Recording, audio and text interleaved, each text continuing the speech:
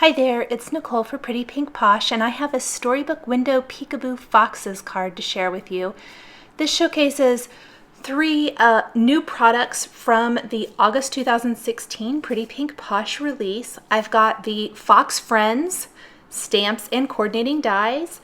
The little birds are actually from Camping Friends stamps and coordinating dies, and then of course the great mini Storybook 1 window die. I love these. They're perfect for creating all kinds of different scene cards. I'm going to start by stamping the foxes and sign from the Fox Friends stamp set on some smooth white cardstock using some black ink. This is the Simon Says Stamp Intense Black ink. It is great for using with your alcohol ink markers like Copic markers, but it's also great for watercoloring, or in this case, I am actually going to use Prismacolor colored pencils. I haven't used my Prismacolor pencils in quite some time, and it just really reinforced how much I love my colored pencils. I did stamp that banner a few times trying to get the perfect stamped greeting, and I even ended up redoing this in a little bit later because I felt like the colored pencils blended too much over the greeting. So I'll show you that here in a little bit. I'm going to start with my foxes and color them in. I am laying down about two colors or two shades per color family.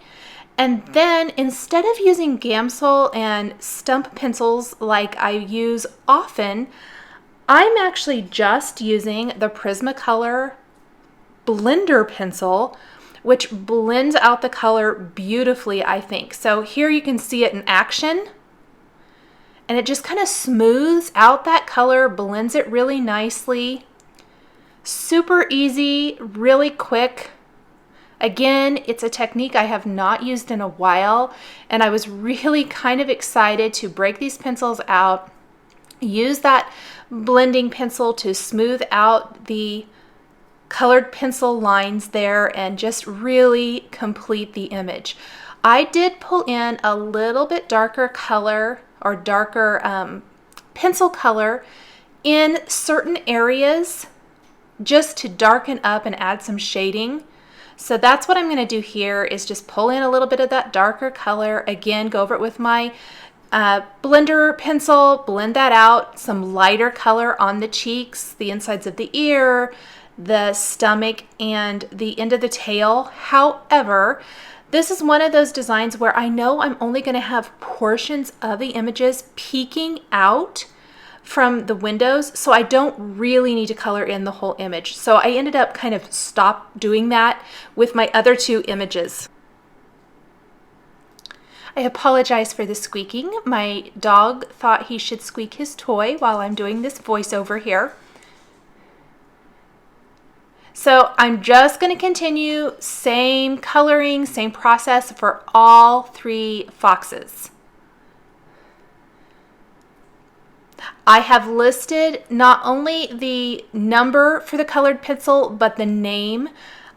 Previously, when I have shared colored pencil videos, viewers have expressed that they like having both, so that if they go back to their colored pencil collection, it's a little bit easier to find those particular colored pencils if you want to duplicate what I've done here today.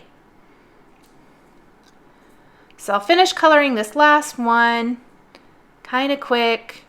Just scribble down that color, take the color or the blender pencil, blend it out, and then I'll move on to the banner.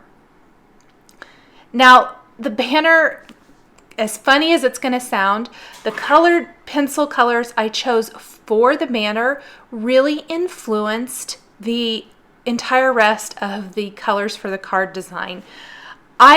The tray that held these particular colored pencil colors was sitting on top in my colored pencil collection, and I grabbed those because I kind of tend to gravitate towards those aqua colors anyway, or kind of, this is kind of minty, I guess, and the neon, or the lime green rather.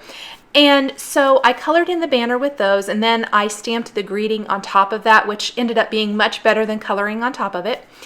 And that really those soft kind of sherbirdy type colors was really what influenced the colors I used for distress inks for the frame.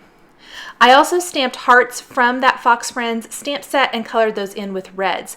Now this is that mini Storybook 1 die. I've got a 4-inch square of white smooth cardstock, and then I'm going to use that square Storybook 1 mini die, or the mini Storybook 1 die. I'm going to die cut that, and what actually die cuts is not the square. It's going to die cut the windows, but it's also going to die cut those great stitching details. So I'm going to keep all of the components. I'm just going to replace those squares and rectangles back into the original square. I did lay everything out. I wanted to make sure I still liked how it looked now that I've actually die cut something. I laid it all out on my desk before I got started just with the die and the stamps, but I like to kind of just confirm that before I commit to going ahead and coloring in the frame or anything like that.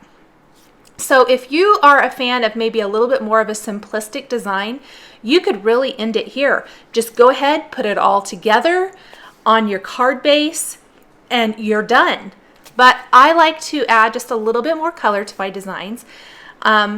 So I'm going to go in with a black glaze pen, finish off the noses, the eyes on all of the critters. That way I can go ahead and set that all aside while I work on adding my distress ink to the frame itself. I'm going to use a little spun sugar and Twisted Citron distress inks. I thought the pink was a nice addition. It's going to add a little bit of pop of color, especially when there's so many neutrals going on. There is that little pop of color with the red hearts, which I like the pink with, but then the banner is that great kind of aqua or mint and green color, which complements this Twisted Citron. And I think it goes nicely with that really soft, pretty spun sugar as well. So I'm just blending these together, and I left those squares and rectangles in place because I want a little bit of color on those too. I think it helps the animals pop off the background a little bit. If you're a fan of color like I am, that just kind of helps those little images pop off the background. Once I have those distress inks blended, I'm going to flip over my frame, add a little foam adhesive. I like to make it a little dimensional. I think it just kind of helps show the difference between the frame and then the inside pieces. And I've also trimmed down a card base to 4 1/4 inches square. It's going to frame up this really nicely. And then I'm just going to go ahead and attach that right to my 4 1/4 inch square card base. Put a little adhesive in all of the openings of my frame, and then simply replace all of these. Just line them up as best you can right inside there, and then I'm just snipping off part of the images, putting adhesive on them, and then tucking them back behind the frame. It gives the illusion that they're back behind the frame. Go ahead and replace these top two. And will do the exact same thing for these two images, kind of lay them out, see where I need to cut them, make sure I cut them correctly. Not a ton of precision here, I just kind of took my scissors and snipped them. I wanted them to look like they were kind of peeking down from the top, coming in from the side, coming in from the bottom. So there are my 3 foxes. I'm also going to attach the banner there, so it looks like this one fox is holding that banner or waving that little flag that says thanks a bunch. Now the card is great. I'm going to add those little die cut hearts, and really you could leave it as it is, but I thought it would be fun to incorporate a couple more little critters, or some birds I guess, from the Camping Friends stamp set. I thought they would be a lovely addition and just kind of be a fun way to kind of round out the cute little animals and things in this card. Took a little Wink of Stella clear glitter brush pen to those hearts. Then I'm stamping both the birds from Camping Friends on some smooth white cardstock, and I'll color those in with colored pencils as well. For these, I chose to go with some pinks and a little bit of brown and then yellow for the tummy area of the bird.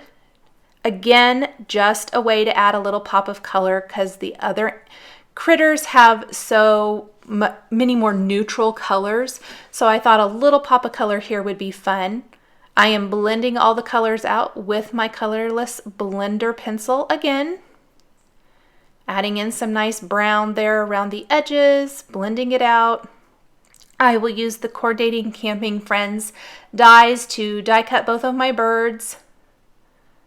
And then I'm going to attach one of them kind of sitting on top of that cute little flag banner that the fox in the bottom frame is holding or waving.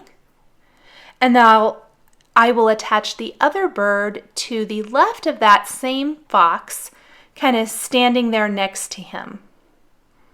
And I love the way this turned out. I think they were a great addition, a fun way to incorporate even more cute little images into this card design without overwhelming it.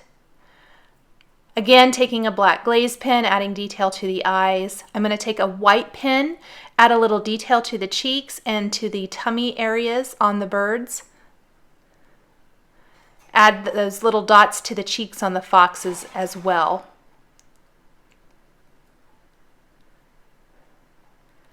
Lastly, I am going to take some great Pretty Pink Posh iridescent heart confetti and add a scattering of that throughout my card design. I love the way this looks with pastel distress ink colors. I think it's so super pretty. So I'm always a big fan of adding a little sprinkling of this to finish off card designs. Thanks for joining me for this card showcasing stamps and dies from the Pretty Pink Posh August 2016 product release. The supplies I've used to create my card are listed and linked below the video here on YouTube. Here are a couple more videos showcasing Pretty Pink Posh stamps and dies that you might be interested in. Please subscribe for weekly card making and stamping videos. Thanks for watching, and we'll catch you next time.